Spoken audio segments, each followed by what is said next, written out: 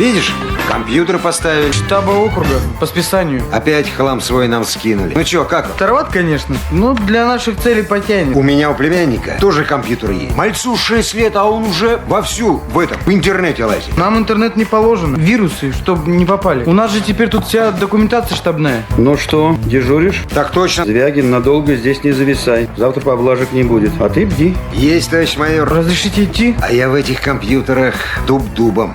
Потихоньку так, посчитайте. Windows для чайника. Для тех, кто не очень, то есть, разбирается. Ходит что? Я чайник, что ли?